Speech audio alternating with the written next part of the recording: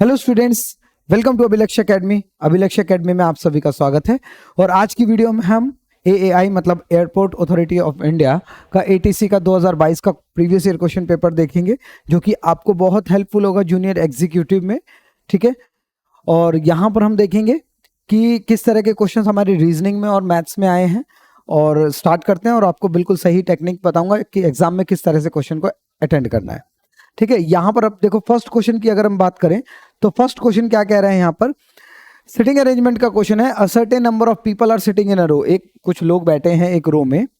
ठीक है, नॉर्थ की तरफ फेस करके बैठे हैं और केवल 3 लोग हैं किसके बीच में, आर और क्यू के बीच में।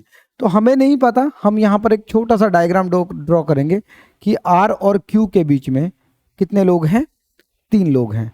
तो हमने कहा ठीक है, ये 3 लोग होंगे और Q और R इधर उधर कहीं पर भी हो सकते हैं। तो एक प्लेस हमने बना ली जिससे कि हमें बार बार क्वेश्चन रीड ना करना पड़े। ठीक है, नेक्स्ट की तरफ चलते हैं। Only 2 person sit between P and R, P और R के बीच में केवल 2 लोग।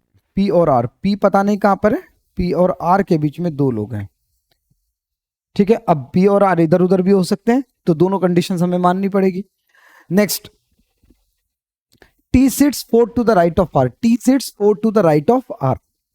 ठीक है, तो हमने कहा कि भाई देखो T sits 4 to the right of R, अगर R यहां पर बैठा होगा तो R के राइट में चौथे नंबर पर कहीं ना कहीं कौन बैठा होगा, T। ठीक है, यहां तक ये डायग्राम कंप्लीट है।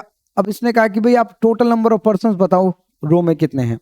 ठीक है, अब यहां पर देखो आप, यहां पर आर और टी के बीच में 3 लोग हैं, मतलब आर के राइट में टी है, और आर और क्यू के बीच में भी तीन लोग थे। तो अगर आर यहां पर है तो क्यू के राइट में आर को आर के राइट में बिठा सकता हूं क्या मैं, क्यू क्यों नहीं बिठा सकता, क्योंकि 3 जगह छोड़कर तो टी बैठा है, इसका मतलब 3 जगह इधर छोड़कर कहीं ना कहीं यहां पर कौन बैठा होगा, क्यू बैठा होगा। ठीक है, और पी और ये वाला तो कंप्लीट हो गया, ये डायग्राम हमने बना लिया। अब पी और आर के बीच में 2 लोग, अगर आर यहां पर तो पी इधर भी हो सकता है और P इधर भी हो सकता है, 2 प्लेस छोड़कर। ठीक है, 2 प्लेस छोड़कर P इधर भी हो सकता है, लेकिन उससे हमें कोई मतलब नहीं है। इसने कहा कि टोटल नंबर ऑफ पर्संस बताओ। तो हमने कहा ठीक है, 1 2 3 4 5 6 7 8 9 10, सॉरी 1 2 3 4 5 6 7 8 9, सॉरी 9 लोग हैं टोटल। ठीक है, 9 लोग हैं रो में। ठीक है, तो उम्मीद है यहां तक आपको ये समझ आया होगा, इसमें कोई भी डाउट आपको किसी भी तरह का नहीं है। ठीक है, तरीका यही होना चाहिए कि आप पहले जब भी सिटिंग अरेंजमेंट का क्वेश्चन करते हैं तो सिटिंग अरेंजमेंट के क्वेश्चंस की जो इंफॉर्मेशन होती है छोटी छोटी, कौन कहां पर बैठेगा, उसको आप सबसे पहले ड्रॉ करो। ठीक है, उसके बाद कोशिश करो मेन डायग्राम में उसको पुट करने की, कॉपी पेस्ट करने की, और वो अपनी अपनी जगह पर कहीं ना कहीं बैठ जाएंगे। और नेक्स्ट क्वेश्चन की तरफ चलते हैं।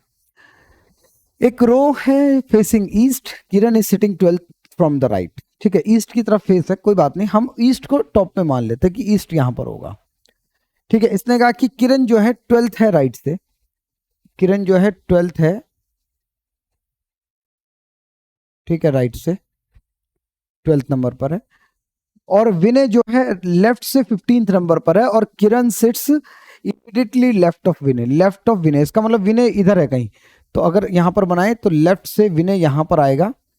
ठीक है, और विनय जो है लेफ्ट से कितने नंबर पर है, 15th नंबर पर है। ठीक है, कितने नंबर पर है, 15th नंबर पर है। अब क्वेश्चन देखो क्या कह रहा है, how many people are sitting in the row, एक रो, उस रो में कितने लोग बैठे हैं। तो हमने कहा ठीक है, कभी भी इस तरह की कंडीशन बनती है कि ये ओवरलैप करके बैठे हैं, तो जहां से जहां तक ओवरलैप हो रहा है वहां तक के स्टूडेंट गिन लो आप, 12 और 15।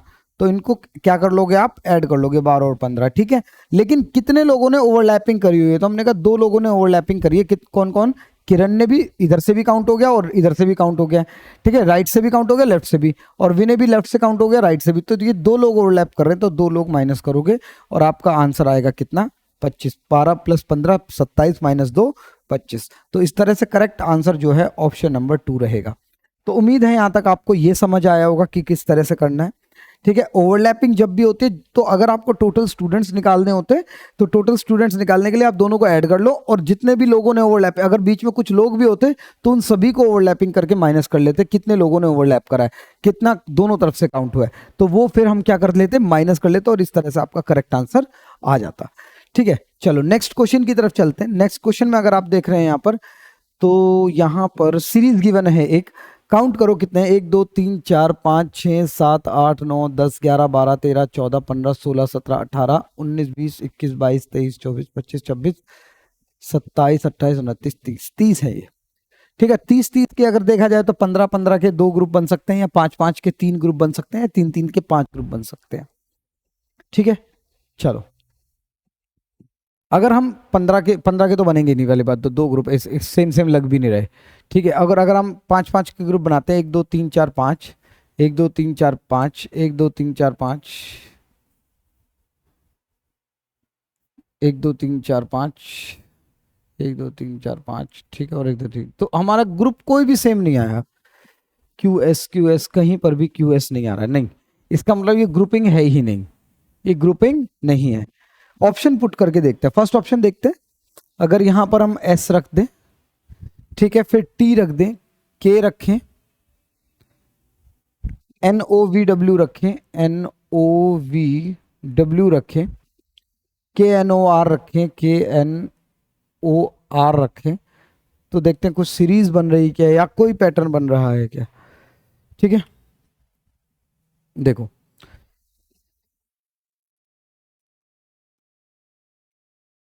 ठीक है, देखो क्यू आर एस, ठीक है, T U V, Q R S T U V, J K L M N ओ, बिल्कुल ठीक चल रहा है, T U V W X Y, I J K L M N, ठीक है, N O P Q R S, तो same design बन रहा है सब में बिल्कुल, कि पहले 3 लेटर तो क्रम में है, फिर सेकंड से फर्स्ट, फर्स्ट से इस तरह के ग्रुप बना हुआ है। ठीक है, तो ये आंसर हमारा फर्स्ट में बिल्कुल करेक्ट आ रहा है, और यही आपका करेक्ट आंसर होगा।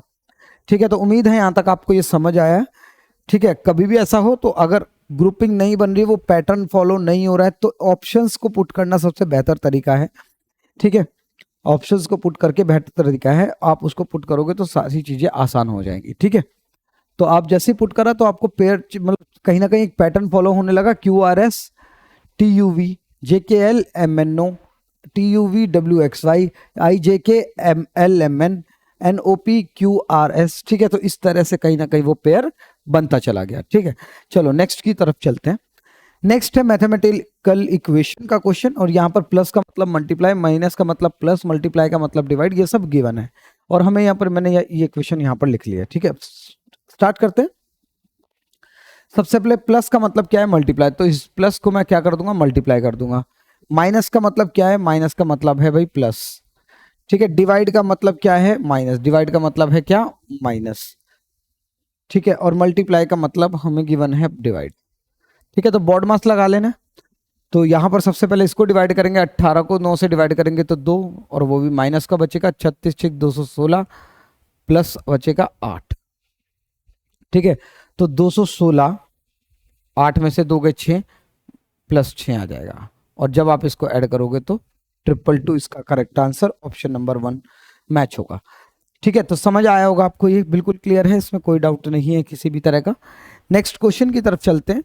फिर से एक मैथमेटिकल इक्वेशन का क्वेश्चन है, यहां पर भी साइन चेंज करेंगे। प्लस का मतलब क्या गिवन है यहाँ पर, माइनस, तो इसको माइनस कर लेंगे। माइनस का मतलब क्या गिवन है यहाँ पर, मल्टीप्लाई। ठीक है, और मल्टीप्लाई का मतलब क्या गिवन है यहाँ पर, डिवाइड, और प्लस का मतलब क्या गिवन है, माइनस। ठीक है, तो यहां पर हमने साइन लिख लिए, 2 जगह पर प्लस है, एक बार इसको चेक करना पड़ेगा भाई। ठीक है, यहां पर ये जो है डिवाइड का साइन है। ठीक है, यहां पर डिवाइड का साइन है। ठीक है, यहां पर ये डिवाइड का साइन है, तो डिवाइड का मतलब है प्लस। ठीक है, तो अब यहां पर देख लेते हैं, यहां पर क्या करना है, बॉड मास लगाना है। पहले डिवाइड होगा, यहाँ पर 7 आएगा, 7 इंटू 8 हो जाएगा तो 56। ठीक है, प्लस 16 है यहाँ पर, और प्लस 9 है। ठीक है, और सॉरी यहाँ पर ये माइनस का 56 है, 16 माइनस 56। ठीक है, क्योंकि यहाँ पर जब आपने डिवाइड करा 7 7 8 से 56, माइनस 56 आएगा, और यहाँ पर जब आप 16 और यहाँ पर आप माइनस करोगे तो ये आ जाएगा कितना, 10 माइनस होंगे 46 और 6 माइनस होंगे 40, -40 + 9, तो आंसर आ जाएगा -31।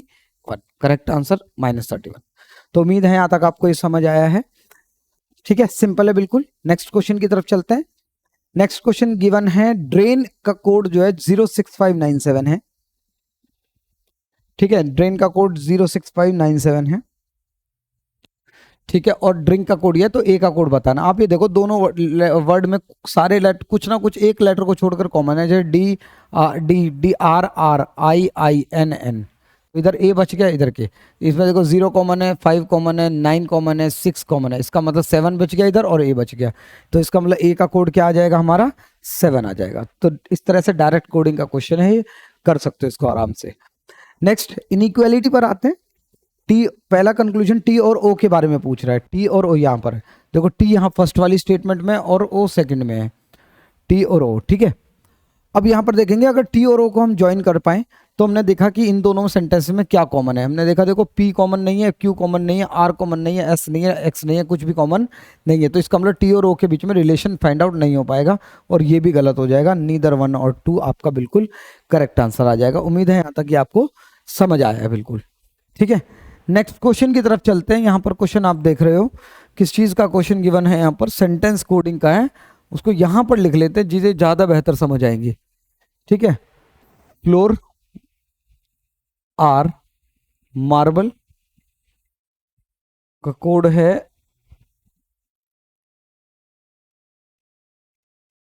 सोर, मैब और सिन। ठीक है, shine is marble, shine is marble का कोड है आपके पास कॉस साइन 10, और एक और फ्लोर आर शाइन, यहाँ नीचे गिवन है फ्लोर आर शाइन का कोड गिवन है, फ्लोर आर शाइन का कोड गिवन है सोर कॉस फॉल।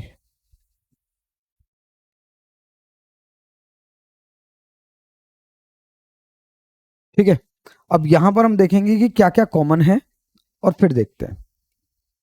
देखो यहां पर हमने लिख लिया है कोड, और हमसे पूछा गया है कोड किस चीज का, एज का कोड।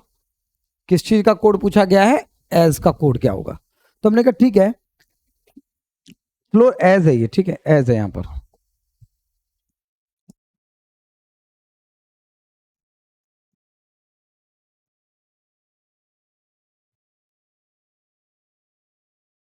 ठीक है, चलो देखते हैं।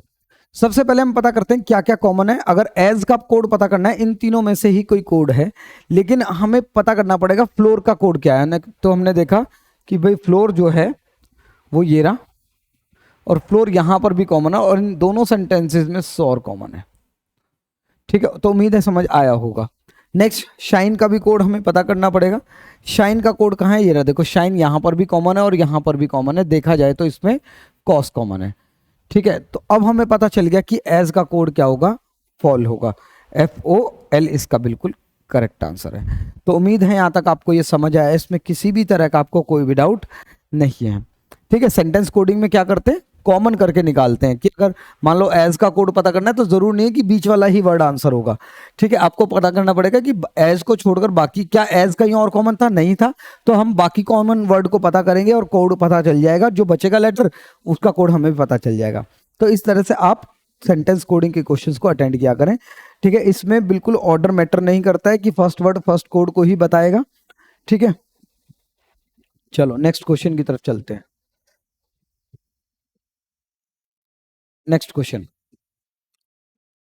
अ bus is going to the west direction. एक बस जो है वो वेस्ट डायरेक्शन की ओर चल रही है। ठीक है, वेस्ट इधर ही होता है भाई, देखा जाए। ठीक है, नॉर्थ ऊपर है, साउथ इधर है, वेस्ट इधर है और ईस्ट इधर है। तो एक बस जो है वेस्ट की तरफ चलती है, then it turns to the left. अब वो जब वेस्ट की तरफ चल रही है, मान लो इधर की तरफ चल रही है, तो उसका लेफ्ट तो इधर होगा ना, तो जब इधर होगा तो लेफ्ट मुड़ेगी वो यहाँ पर और इस तरफ जाएगी, और फिर वो अपने राइट हैंड, जब वो नीचे की तरफ फेस है, उसका फेस नीचे की तरफ है, तो राइट तो इस तरफ मुड़ेगी ना, तो इसका मतलब इधर जाएगी। तो इसने कहा कि अब कौन सी डायरेक्शन की ओर बस जा रही है, तो हमने कहा अभी भी वो वेस्ट डायरेक्शन की ओर ही जा रही है, और ऑप्शन नंबर 2 इसका बिल्कुल करेक्ट आंसर है। नेक्स्ट क्वेश्चन की तरफ चलते हैं। यहां पर 4 वर्ड गिवन है, कौन कौन से देखो एक बार। एक तो गिवन है रग, ओन, डिप और रैन। ठीक है, अब इसने कहा कि भाई if the last letter of each word is replaced by E, मतलब अगर लास्ट लेटर देखा जाए जी की जगह ई लिख दिया जाए तो आर यू ई हो जाएगा। ठीक है, नेक्स्ट ओ डब्ल्यू ई हो जाएगा, रिप्लेस करता है डी आई ई हो जाएगा और आर ए ई हो जाएगा। ठीक है, तो इसने कहा कि कितने मीनिंगफुल वर्ड फॉर्म हो जाएंगे। तो हमने देखा है, देखो भाई मीनिंगफुल वर्ड की अगर हम बात करें, देखो वोकैब सही है तो ठीक है, एक ये भी मीनिंगफुल वर्ड है, ये भी और ये भी, लेकिन इस तरह का कोई वर्ड नहीं होता। इसका मतलब इसका करेक्ट आंसर क्या होगा? 3। ठीक है, तो उम्मीद है समझ आया होगा आपको। ठीक है, क्लियर है बिल्कुल, आपको यहाँ तक कोई डाउट नहीं है। ठीक है, वोकैब के ऊपर हो सकता है आपने ये वर्ड ना सुना हो या इनमें से कोई और वर्ड ना सुना हो, तो गलती होने के चांसेस थोड़ा सा रहेंगे, लेकिन अगर श्योर नहीं हो तो आप इस क्वेश्चन को स्किप कर सकते हो। लेकिन अगर आपको पता है कि एक ये भी मीनिंगफुल वर्ड है, ये भी और ये भी, तो इसका करेक्ट आंसर क्या आ जाएगा? 3। नेक्स्ट क्वेश्चन की तरफ चलते हैं और ये है सिलॉक्स का क्वेश्चन। सिलॉक्स में अगर आप देखोगे स्टेटमेंट कहां पर गिवन है, सिलॉक्स में अगर देखा जाए तो स्टेटमेंट है आपके पास यहां पर, ये ऑल एंड्स आर गोट्स और ऑल गोट्स आर बॉल्स। ठीक है, और कंक्लूजन आपको दिख ही रहे हैं, ऑल एंड्स आर बॉल्स। ठीक है, और सम गोट्स आर एंड्स। तो यहां पर अगर हम बात करें इनको सही करने की, ठीक है, तो देखते हैं। देखो यहां पर कंक्लूजन पढ़ो पहले क्या कह रहा है, all ends are some balls. देखो जहां कुछ नहीं होता वो हम सम रीड करते हैं। तो देखो एंड कहाँ है, हमने कहा ये रहा, और बॉल्स कहाँ है, यस। तो आप ये देखो क्या दोनों सेंटेंसेस में क्या कोई कॉमन एलिमेंट है? हमने कहा हाँ बिल्कुल, गोट कॉमन है। क्या उस कॉमन एलिमेंट के पास ऑल या नो में से कोई चीज है? हमने कहा हाँ बिल्कुल, इस गोट के पास नहीं है लेकिन इस गोट के पास ऑल है। तो ये statement as it is join हो जाएगी, all ends are some balls. ठीक है, तो स्टेटमेंट बनेगी क्या? All ends are balls. ठीक है, अगर एंड के पास ऑल है तो ऑल आ जाएगा, सम होता तो सम आता। ऑल एंड्स आर बॉल, इसका मतलब ये जो कंक्लूजन बना ये इस स्टेटमेंट को देखकर क्या हो जाएगा? बिल्कुल करेक्ट हो जाएगा। और सेकंड कंक्लूजन की बात करें, some goats are some ends. हमने कहा एक ही स्टेटमेंट में है, सम गोट्स यहाँ पर जहां कुछ नहीं होता सम होता है, some goats are some ends, all को हम सम बोल सकते हैं। ठीक है, तो ये दोनों ही कंक्लूजन करेक्ट हैं और option number 2 both conclusion 1 and 2 follows.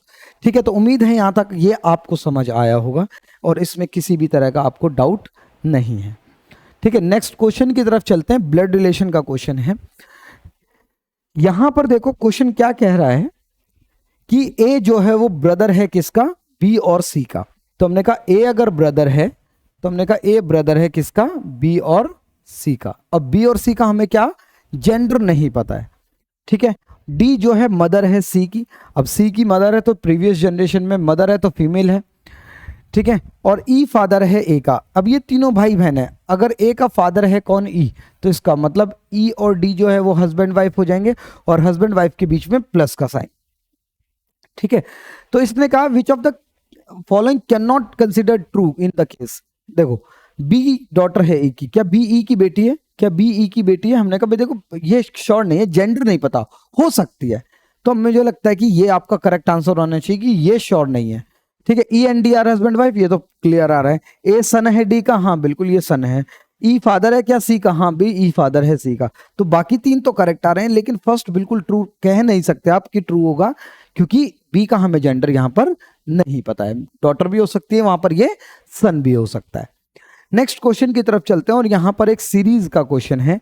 और सीरीज में अगर हम पढ़े यहां पर क्या क्या क्वेश्चन पूछ रहे हैं कि एक सीरीज गिवन है, ये जो सीरीज है मैंने यहां पर लिख दी है, how many such numbers are there in the given series, each of which is immediately preceded by a letter and also immediately followed by a symbol. इसने कहा कि कितने ऐसे नंबर हैं, कितने ऐसे नंबर हैं जिससे जस्ट पहले जो है एक लेटर है, ठीक है, और उस नंबर के तुरंत बाद एक सिंबल है। ठीक है, ये क्वेश्चन है। तो हम नंबर देखेंगे पहले कहां पर है, जहां पर भी नंबर लिखा होगा उसको चेक करेंगे कि क्या उससे पहले लेटर और उस नंबर के बाद सिंबल है क्या। देखो जैसे 4 के पहले क्या लेटर है हमने करना है, ये तो नहीं होगा। नेक्स्ट नंबर देखो ये रहा, 4 से पहले लेटर है, हाँ 4 के बाद सिंबल है, इसका मतलब ये पेयर काउंट होगा। ठीक है, अगला नंबर ये रहा, 6 से पहले लेटर है, हाँ और उसके बाद सिंबल है, ये काउंट होगा। नेक्स्ट नंबर ये रहा, इससे पहले सिंबल है, लेटर होना चाहिए था, इससे पहले लेटर है बाद में लेकिन सिंबल नहीं है। तो इतनी ही सीरीज है, कितने पेयर बने हमारे 2, और इस एग्जैक्टली इसका 2 करेक्ट आंसर होगा, ऑप्शन नंबर 3। ठीक है, तो उम्मीद है यहां तक ये समझ आया है आपको। नेक्स्ट क्वेश्चन की तरफ चलते हैं। नेक्स्ट क्वेश्चन क्या कह रहा है कि 6 फ्रेंड्स हैं, संध्या, कनिका, जयंत, विनय, विनायक और प्रियंका और अंशु। देखो सबके लेटर्स अलग अलग है स्टार्टिंग के, तो हम पूरा नाम नहीं लिखेंगे और केवल हम यहां पर डायग्राम बनाते हैं। और इसने बोला है कि सभी का फेस जो है अवे फ्रॉम सेंटर है, मतलब बाहर की तरफ है। कितने लोग हैं? 6, 1 2 3 4 5 6। ठीक है, तो हमने 6 लोग बना लिए जिनका सभी का फेस कहाँ है? बाहर। और ध्यान रखना है, अपने आप को भी इमेजिन कर सकते हो कि अगर आपका फेस बाहर की तरफ होगा तो आपका लेफ्ट और राइट कहाँ पर होगा। मान लेते हैं एक पर्सन ये है, इसका राइट हैंड इधर होगा, इस लेफ्ट हैंड इधर। अगर ये बाहर की तरफ, लेफ्ट हैंड इधर होगा, राइट हैंड इधर होगा। ठीक है, चलो खैर कोई बात नहीं, यहां पर हम बनाते हैं, स्टार्ट करते हैं। Kanika is sitting immediately to the right of Anshu. कहीं पर भी बिठा लेते हैं अंशु को, और अंशु को मान लो हमने यहां पर बिठाया, अंशु के एकदम राइट, इमीडिएटली राइट पर कौन है? कनिका। ठीक है, यहां तक समझ आया।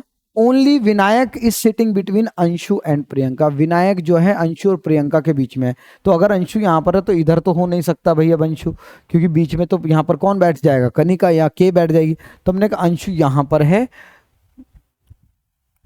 और प्रियंका यहां पर होगी, जिसके बीच में विनायक यहां पर बैठा होगा। विनायक जो है अंशु और प्रियंका के बिल्कुल बीच में है। Sandhya immediately left of Priyanka. Priyanka ये है, इसका लेफ्ट इधर होगा, इमीडिएटली लेफ्ट ऑफ प्रियंका कौन है? संध्या। और एक पर्सन बचा है कौन? जयंत। जयंत यहां आ जाएगा। ठीक है, तो अब क्वेश्चन क्या पूछ रहा है? Who is immediately to the right of Kanika. Kanika यहां पर है और इसका राइट इस तरफ है, तो इसका मतलब करेक्ट आंसर जयंत होगा, ऑप्शन नंबर 1 बिल्कुल। ठीक है, तो उम्मीद है यहां तक ये समझ आया क्लियरली। नेक्स्ट क्वेश्चन की तरफ चलते हैं। नेक्स्ट क्वेश्चन क्या कह रहा है कि 6 स्टूडेंट है, कमल, रजत, विनय, नव्य, ललित और दिव्या। सबका लेटर अलग है और हम इसको लेटर्स, फर्स्ट लेटर से ही डिफाइन कर सकते हैं, पूरा नाम लिखने में टाइम वेस्ट नहीं करना है। और 6 स्टूडेंट हैं और सभी का फेस कहाँ पर है? एक दूसरे की तरफ है। इसका मतलब उनका फेस इनसाइड रहा होगा, तभी वो एक दूसरे की तरफ फेस कर सकते हैं।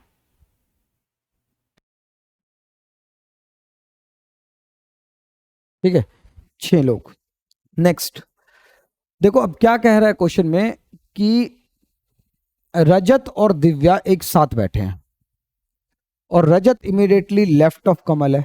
ठीक है, अब रजत और दिव्या एक साथ तो बैठे हैं, कौन किधर बैठा है किसके लेफ्ट में ये नहीं पता, लेकिन अगली ही लाइन रजत के बारे में थी कि रजत जो है लेफ्ट ऑफ कमल है। तो अगर कमल को यहां बिठाएं तो कमल के एकदम लेफ्ट में रजत है और रजत के साथ में कौन बैठा था? दिव्या। तो दिव्या यहीं बैठ सकती है, इधर नहीं बैठ सकती। ठीक है, और कमल, कमल के बाद लगा है हु, तो ये सारी इंफॉर्मेशन कमल के लिए, जिसके साथ भी हु लगा होता है वो उसी के लिए होती है। तो ये who is sitting second to the left of Vinay, मतलब विनय के लेफ्ट में बैठा है सेकंड नंबर पर कौन? Kamal. Kamal is immediate sitting second to the left of Vinay, तो विनय यहां पर होगा, विनय के सेकंड लेफ्ट पर ये कमल बैठा होगा, ये बिल्कुल ठीक है। ललित नेबर नहीं है दिव्या का, तो ललित नेबर नहीं है दिव्या का, इधर नहीं आ सकता, तो बची हुई जगह पर यहां पर ललित आएगा। और एक पर्सन कौन? नव्या। नव्या को हमें यहां बैठाना पड़ेगा। ठीक है, अब इसने क्वेश्चन क्या पूछा? Who is sitting second to the left of Lalit. Second to the left of Lalit जो है वो रजत है और करेक्ट आंसर ऑप्शन नंबर 3 है। ठीक है, तो उम्मीद है यहां तक आपको ये समझ आया है, तरीका समझ आ रहा है कैसे करना है, कन्फ्यूजन नहीं क्रिएट होनी चाहिए आपको। ठीक है, नेक्स्ट क्वेश्चन, मतलब अब मैथ्स के क्वेश्चन 15 क्वेश्चन हम कर चुके हैं, अब हम मैथ्स के क्वेश्चन स्टार्ट करते हैं, 15 ही क्वेश्चन। यहां पर पहला ही क्वेश्चन है डिस्काउंट का। देखो, राजेश एक टीवी लेकर आया 2000 रुपए का, तो हमने कहा कि ठीक है, टीवी एमआरपी रहा होगा 2000 रुपए। ठीक है, एमआरपी देखो प्राइस है ना 2000 रुपए का, इसने 2 सक्सेसिव डिस्काउंट दिए। 2 सक्सेसिव मतलब पहले उस पर 10% की छूट दी है, ठीक है, 10% की छूट, इसका मतलब 2000 का 10% 200 रुपये कम हो गए होंगे, तो 1800 का पड़ा होगा। फिर इसने कहा कि एक और 5% की छूट दे दी। 5% का मतलब 10% कितना होगा, इस 1800 का 10% होगा 180, 180 का आधा कर दो 90, 90 रुपए की छूट और मिलेगी, तो 1710 का पड़ेगा ये। तो इसका मतलब करेक्ट आंसर 1710 है। ठीक है, तो जरूर देखो, जरूरत के हिसाब से चीजें करनी है, ऐसा नहीं कि सीधा सक्सेसिव डिस्काउंट का फॉर्मूला लगा दिया। हो सकता है परसेंटेज इजी हो और इस तरह से करना ज्यादा आसान हो। ठीक है, कहीं ना कहीं तो आपको अपने मेथड्स को ना क्वेश्चन के हिसाब से आपको अडेप्ट करना पड़ेगा कि कौन से क्वेश्चन में किस वैल्यू के साथ हमें कौन सा मेथड अपनाना है, और ये धीरे धीरे ही चीजें डेवलप होंगी। ठीक है, नेक्स्ट क्वेश्चन की तरफ चलते हैं। √10 की वैल्यू 3.16 गिवन है और आपको बताना है 1/9 का स्क्वायर रूट। 1/9 मतलब 9 एकम 9 और 1 10/9। तो यहाँ पर एक सहित 1/9 लिखा, तो 9 एकम 9 प्लस 1 10/9। इसका स्क्वायर रूट करना है, इसका स्क्वायर रूट करना है, इसका मतलब रूट 10 आ जाएगा और इस 9 का स्क्वायर रूट होकर 3 आएगा। 10 की वैल्यू, √10 की वैल्यू 3.16 और यहाँ पर दे रखी है। तो जब आप इसको डिवाइड करोगे तो 3 एकम 3 आएगा पॉइंट, और यहाँ पर आ जाएगा 0, एक तो जाएगा नहीं, तो 15, 1.05 का इसका करेक्ट आंसर आएगा, ऑप्शन नंबर 4। ठीक है, वैल्यू बहुत आसान है, चीजें समझनी है, बस स्क्वायर रूट करना था एक सहित 1/9 का, और 2 डेसिमल प्लेसेस तक आपको रखना था। चलो नेक्स्ट क्वेश्चन पर चलते हैं। रोहन अपने घर से स्कूल की तरफ चलता है 9 बजे साइकिल से। ठीक है, तो मान लेते रोहन यहाँ पर है और वो 9 बजे यहाँ से निकलेगा साइकिल पर स्कूल की तरफ। ठीक है, स्कूल यहाँ होगा, स्कूल की तरफ वो निकलेगा 9 बजे, और उसका एक ब्रदर है जो 10:15 बजे निकलेगा। ब्रदर जो है वो भी घर से ही, उसी के घर से निकलेगा, कितने बजे, 10:15 बजे, वो भी उसी की तरफ चलेगा और रास्ते में मिलेगा उसको। ठीक है, कॉट एप 12:30 बजे, 12:30 बजे उसको मिल जाता है, वो कॉट कर लेता है, मतलब कहीं पर बीच में मान लेते हैं यहाँ 12:30 बजे मिल गया। ठीक है, यहाँ पर भी 12:30 बजे मिल गया। तो रोहन की स्पीड 12 दी है और आपको बताना ब्रदर की स्पीड क्या है। आप ये बताओ कि सबसे पहले तो ये एक ही डायरेक्शन पे चलेंगे तो रिलेटिव स्पीड का कॉन्सेप्ट आएगा, और हम ये पता करेंगे जब ये 9 बजे निकल चुका था कितनी, 12 किलोमीटर पर घंटे की स्पीड से, तो जब तक इसका भाई नहीं चला होगा घर से तब तक तो ये ट्रेवल करा होगा कितने घंटे, 1 घंटा 15 मिनट, मतलब 1.25 घंटे। ठीक है, तो हमने मान लिया कि 9 बजे से ये निकला था 12 की स्पीड से 1.25 घंटे, 1.25 घंटे का मतलब है 1 सहित 1/4। ठीक है, तो ये आएगा आपके पास यहाँ पर 4 एकम 4, 5/4, तो 4 दिया। तो इसका मतलब कहीं ना कहीं इसने 12 किलोमीटर की डिस्टेंस ट्रेवल कर ली होगी, ओ सॉरी 12 नहीं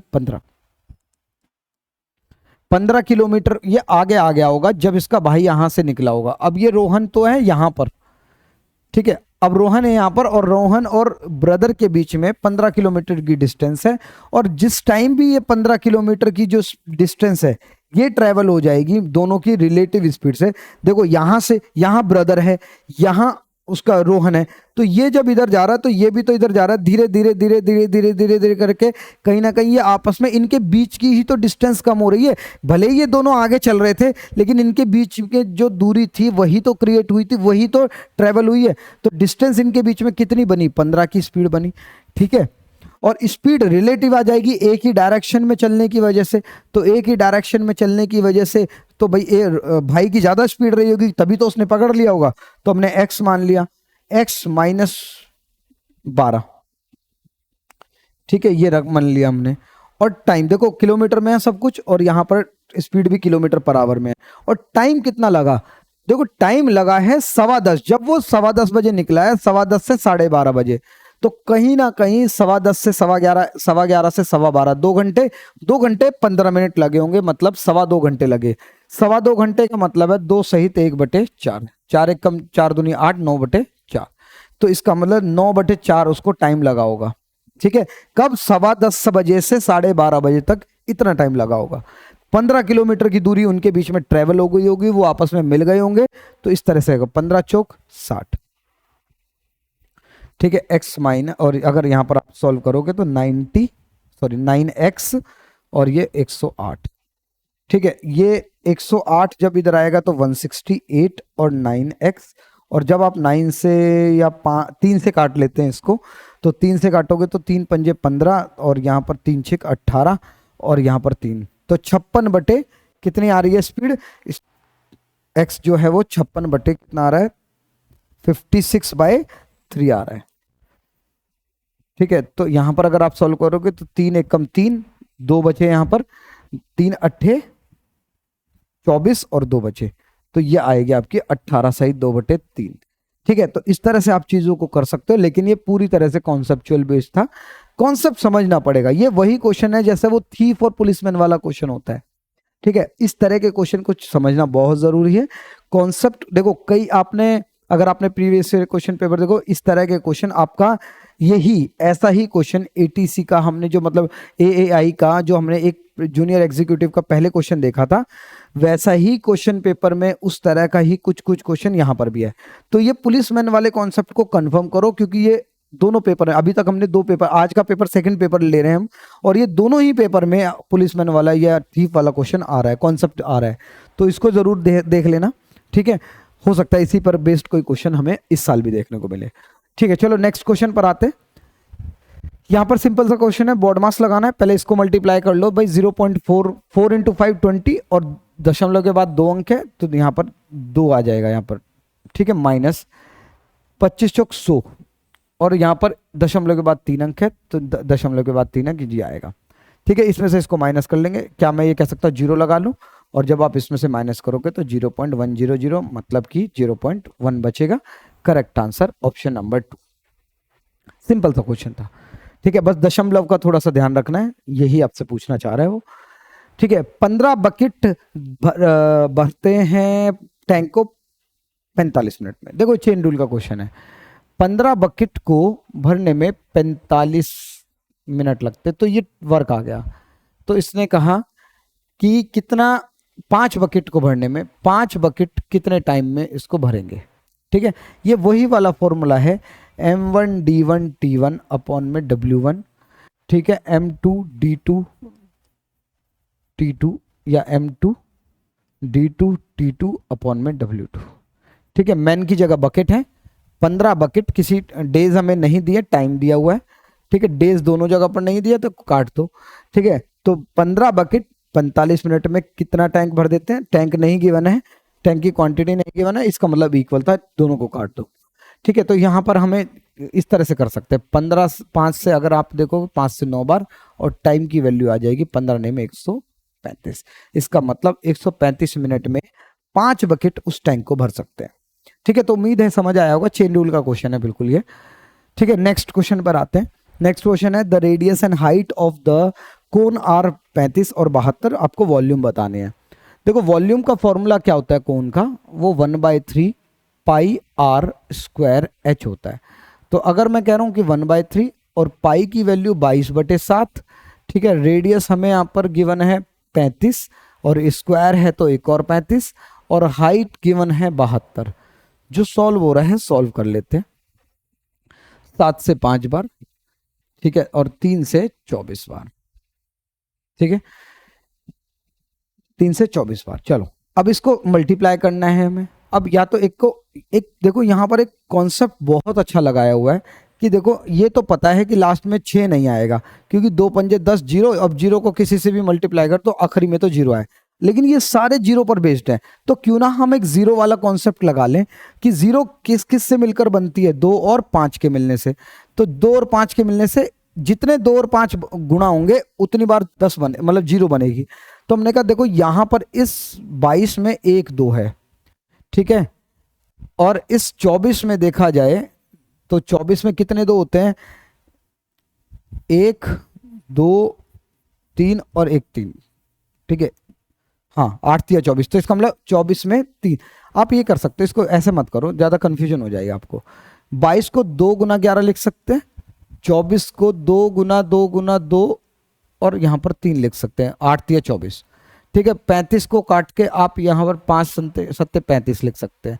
तो अब देखो 2 और 5 के कितने ग्रुप बने, हमने कहा 2 और 5 का एक ग्रुप बना, 2 और 5 का एक ग्रुप बना। इसका मतलब एग्जैक्टली उस आंसर में 2 जीरो आएंगी और करेक्ट आंसर आपका हो जाएगा 92 400।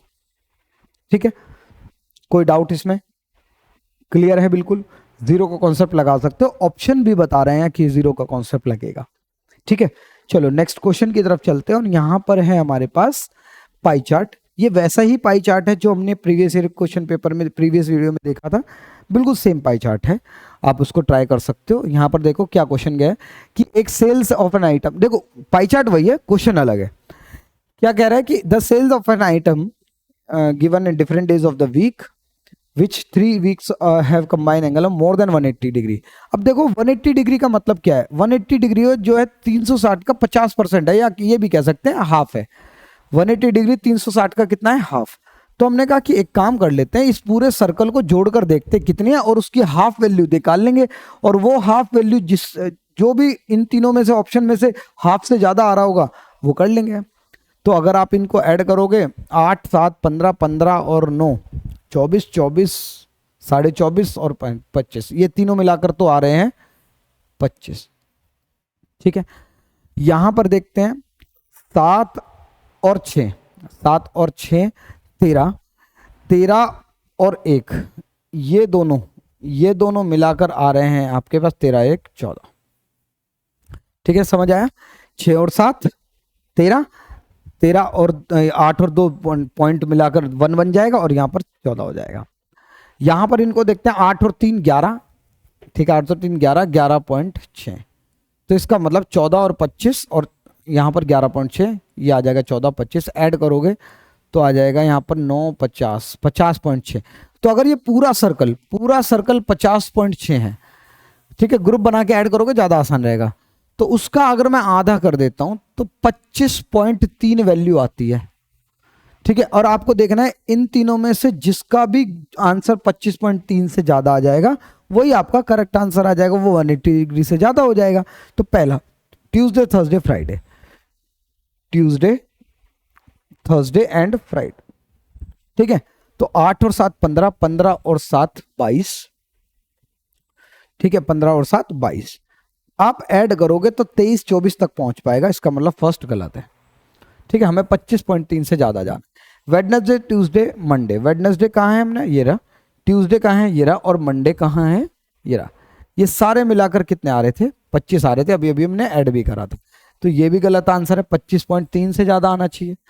Next Friday Monday Thursday, Friday ये रहा, मंडे ये रहा, और थर्सडे ये रहा। इन सभी को 8 और 7 15, 15 और 8 22, 23 24 तक पहुंच पाए, ये गलत है। ठीक है, इसका मतलब ये सही होगा, चेक करने की भी जरूरत नहीं है, कर लेते हैं। Monday Wednesday Monday Thursday, Wednesday Monday और थर्सडे। वेडनेसडे कहाँ है, ये रहा, वेडनेसडे मंडे और हमारे पास थर्सडे, ये 3। तो अगर देखा जाए 8 9 और 8 17, 17 और 7 17 और 7 24, ठीक है, और देखा जाए यहाँ पर पॉइंट ये 8, देखो ये आ जाएगा 25 50 और ये 0.75 आ रहा है, और ये 0.80 आ रहा है, और आप इसको ऐड करोगे 8 और 7 15, ठीक है, 1.55, तो 1.55 अगर आप देखो तो 25.55 आ रहा है। ठीक है, इसका मतलब ये करेक्ट आंसर आ रहा है, 25.3 से तो ज्यादा ही है। ठीक है, तो इस तरह से क्वेश्चन को अटेंड करना है, ध्यान रखना है, थोड़ा सा स्मार्ट वर्क करने की जरूरत है। नेक्स्ट क्वेश्चन है टाइम एंड वर्क का, और यहां पर देखो क्वेश्चन क्या कह रहा है कि ए और बी किसी काम को 45 डेज में, और जो है ये ए 45 में और बी 40 डेज में, इन दोनों का एलसीएम ले लेते हैं, एक ऐसा नंबर जो दोनों से डिवाइड हो जाए। ठीक है, 45 का मल्टीपल कोई ऐसा 180 नहीं, ये नहीं जाएगा, 360 ले लेते हैं, ये 8 बार जाएगा और ये 9 बार जाएगा।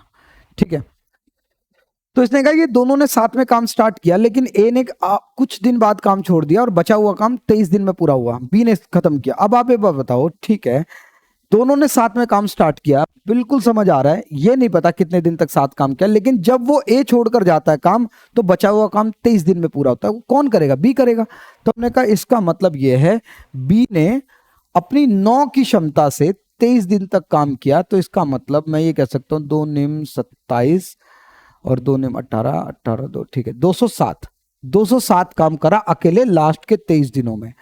तो इसका मतलब 360 में से अगर मैं ये 207 काम माइनस कर देता हूं, तो इसका मतलब 153 काम ऐसा रहा होगा जो स्टार्टिंग में इन्होंने दोनों ने मिलकर किया होगा। दोबारा से समझो, आखिरी के 23 दिनों में बी ने काम किया था, ए तो चला ही गया था, तो 9 की बी की 9 की क्षमता है, 9 की क्षमता से 23 दिन तक काम किया, तो 207 काम बी ने खत्म किया। कितना? 207। इसका मतलब 360 टोटल वर्क था, 207 काम अकेले बी ने किया लास्ट के 23 दिनों में। तो 153 जो काम बचा है वो कहीं ना कहीं स्टार्टिंग में ए और बी ने मिलकर किया होगा, ए और बी ने। तो हम ये देखते हैं कि ए और बी ने 153 काम दोनों की क्षमता मतलब 17 की क्षमता से कितने दिन में किया? हमने कहा 9 दिन में किया, इसका मतलब 9 दिन तक इन्होंने 7 काम किया, उसके बाद छोड़ दिया होगा काम, और exactly option number 2 correct answer है। ठीक है, समझ आया ये क्वेश्चन? और ऐसा ही क्वेश्चन मैंने आपको टाइम एंड वर्क की वीडियो में बिल्कुल सेम वैल्यू के साथ कराया हुआ है, ये सेम क्वेश्चन वही है। ठीक है, तो आप इसको समझ सकते हो। नेक्स्ट क्वेश्चन की तरफ चलते हैं। नेक्स्ट क्वेश्चन है आपके पास एक ग्राफ का, और यहां पर हिस्टोग्राम है, ये हिस्टोग्राम पॉलीगन भी बोल सकते हो, क्योंकि क्लासेस यहां पर गिवन है।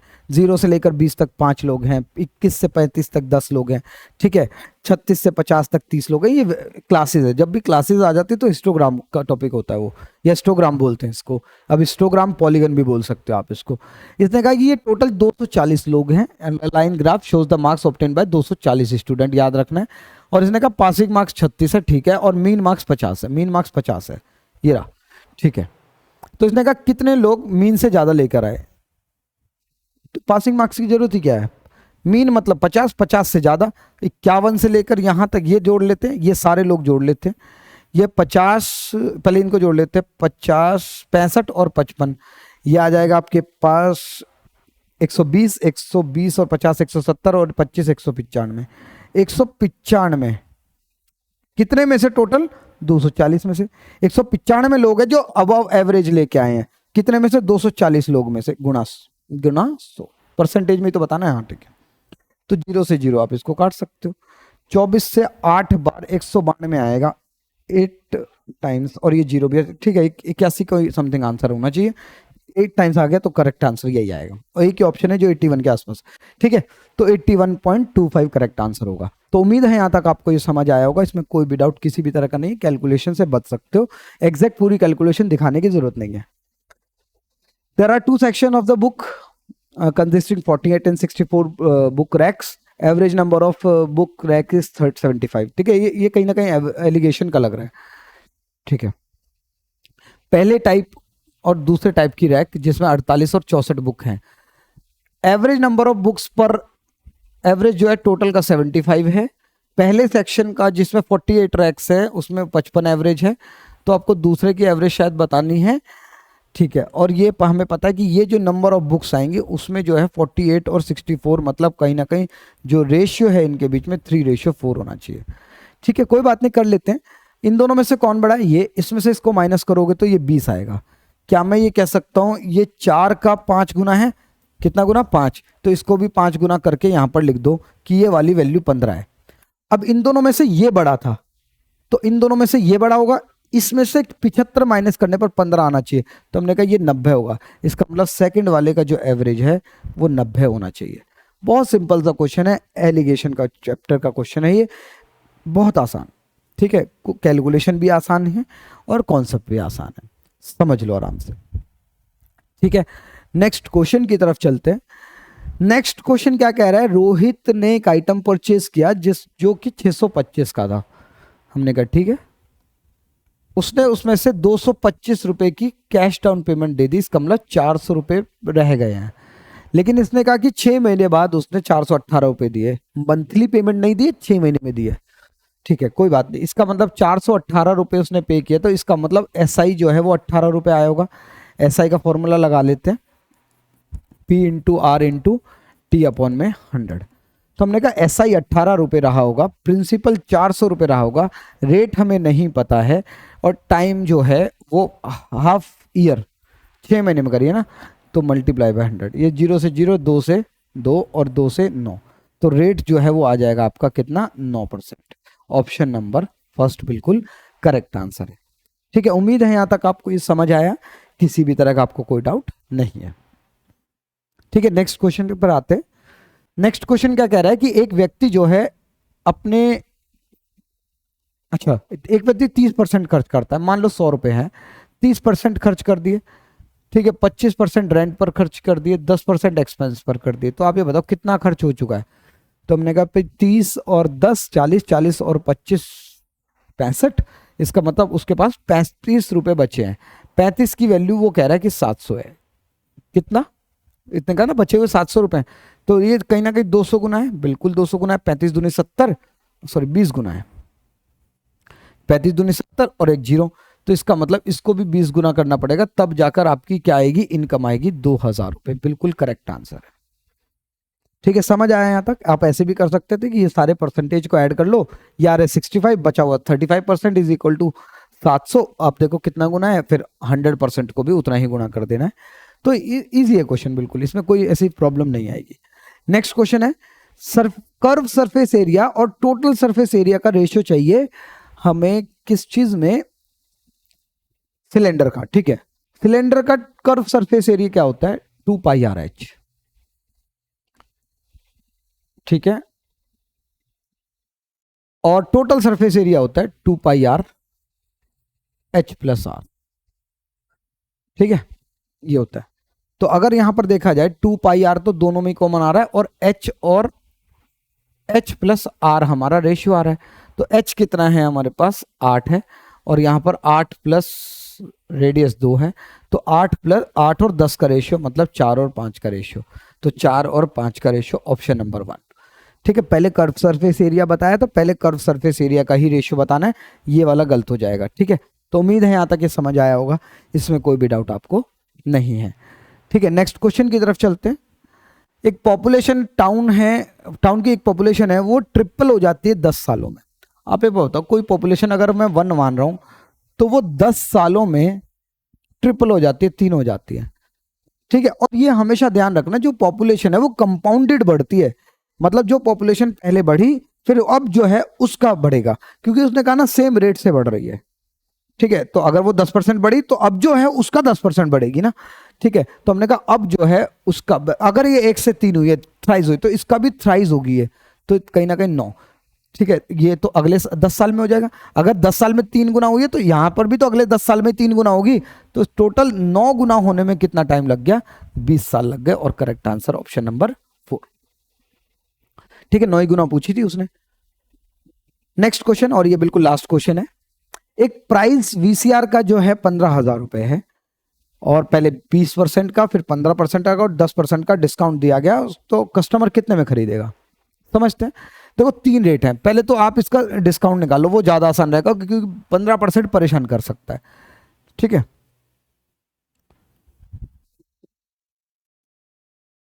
चलो कर लेते हैं, दोनों मेथड से ठीक रहेगा मुझे लगता है। पहले इजी वाला ले लेते हैं, 15% का पहले 20% कम करो।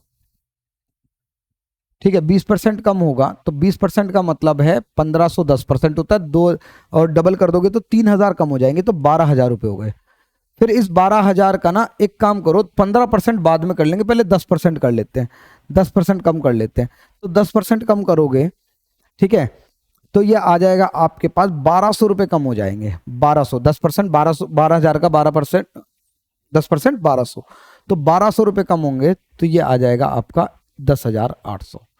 ठीक है, फिर इसका हम कम कर लेते हैं कितना, 15%। 15% मतलब 10% और 5%, 10% होता है 1080, और 5% इसका आधा 540, तो इसका मतलब कहीं ना कहीं आपके पास 8 और 4 12, 1620 रुपए कम होंगे। तो 10,800 में से 1620 रुपए कम कर लो।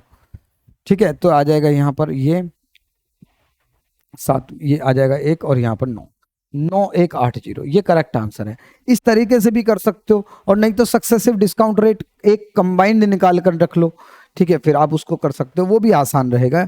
लेकिन ठीक है, यहाँ पर वैल्यूज बहुत ज़्यादा मुश्किल नहीं थी, तो करेक्ट ही आ गया। ठीक है, तो उम्मीद है यहाँ तक आपको समझ आया। इसको किसी भी तरह से अगर आपको कोई भी प्रॉब्लम होती है इस पूरे चैप्टर, पूरे पेपर में, अगर आपको कोई भी डाउट है, तो आप वो क्लिक करके आप टेलीग्राम ग्रुप पर हमें पोस्ट कर सकते हो। टेलीग्राम का लिंक आपको डिस्क्रिप्शन में मिल जाएगा। ठीक है, तो उम्मीद है यहाँ पर आपको समझ आया है। मैं एक और पेपर नेक्स्ट डे मतलब कल लेकर आऊँगा, और मिलते हैं आपसे नेक्स्ट क्लास में। तब तक अच्छे से पढ़ते रहिए। जय हिंद।